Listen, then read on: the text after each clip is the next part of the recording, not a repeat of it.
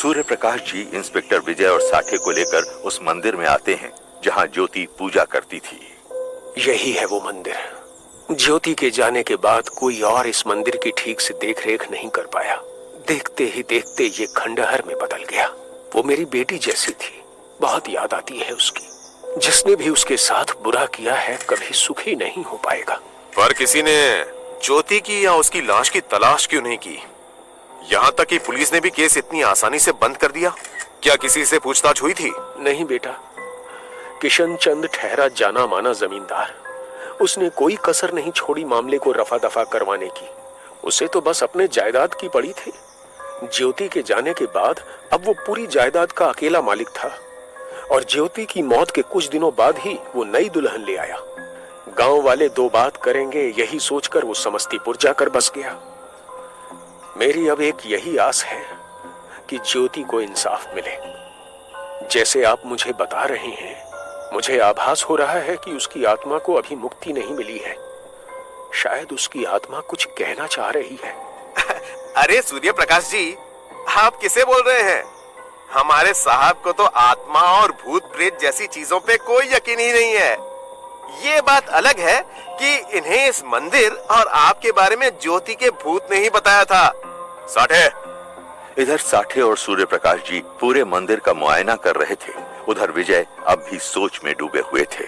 क्या वो सच में कोई ख्वाब नहीं, पर स्वयं ज्योति की अतृप्त आत्मा थी जो मुझे इस मंदिर में लेकर आई थी? लेकिन ख्वाब में भी मुझे सूर्य प्रकाश जी और सीतापुर के बारे में संकेत कैसे मिल गए? क्या ज्योति हमें कुछ बताना चाहती है? तभी विजय को कुछ याद आता है। सूर्य प्रकाश जी, क्या आपको पता है ज्योति के केस की फाइल कहाँ मिलेगी? हमारे गांव में तो बस एक छोटी सी चौकी है। ज्योति का केस बगल वाले गांव के थाने में ही दर्ज कराया गया था। आपको वहीं से उसकी फाइल मिल जाएगी।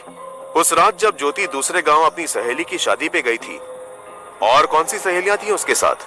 करीब 6-7 औरतें गई थीं, जिसमें से 2 की मौत ज्योति के साथ ही हुई थी। बाकी उस रात वहीं रुकी थी। क्या ज्योति की बाकी सहेलियां अभी भी गांव में ही रहती हैं? हाँ, ज्योति की कुछ सहेलियां अभी भी यहीं हैं। ज्योति की बाकी सहेलियों से भी पूछताछ करनी पड़ेगी। शायद उन्हें उस रात के बारे में कुछ पता हो। और वहीं हरिलाल के घर पे। आप क्यों ऐसी हालत में खेत पे जाने की हट लगा रहे हैं? फसल की रखवाली तो करनी ही पड़ेगी। तुम ज्यादा चिंता मत करो, अब मेरी तबीयत पहले से काफी बेहतर है। हरिलाल की पत्नी ने ना चाहते हुए भी उसके खेत में जाने का इंतजाम कर दिया। दिन ढलने के साथ ही वो खेत में जाकर पहरा देने लगा। उसने अपने पास ही एक अलाव जलाया और बगल में खटिया डाल दी। रात सुस्ती से बीत रही थी। आज पेड़ों की सरसराहट भी हल्की थी। कुछ ही पलों में रात अंधेरे के आगोश में डूबने लगी। हरिलाल की भी आंख लग गई। अचानक उसे खेत के पास से किसी औरत के चीखने की आवाज सुनाई पड़ी।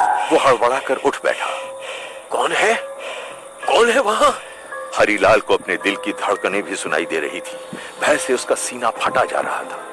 तभी उसे फिर वही चीख सुनाई दी, इस बार और जोर से, जैसे वो कहीं पास से आ रही हो। कौन है? मैं कहता हूं सामने आ। उसने पीछे के खेत में एक हलचल महसूस की। हिम्मत करके वो पीछे की ओर मुड़ा। उसे अपनी आंखों पे विश्वास नहीं हो रहा था। हरिलाल ने अपनी लाठी नीचे की और उसके पास चला गया। आप रो क्यों रही हैं? कौन है आप? वो औरत जो अब तक रो रही थी एकदम से चुप हो गई। उसने अपनी गर्दन एक तरफ झुकाई और अपना घूंघट सरकाते हुए बोली, मुझे पहचाना नहीं हरिलाल? मैं हूँ ज्योति। ये कहानी जारी रहेगी। जरूर देखें हमारा अगला एपिसोड और तुरंत चैनल को सब्सक्राइब करें।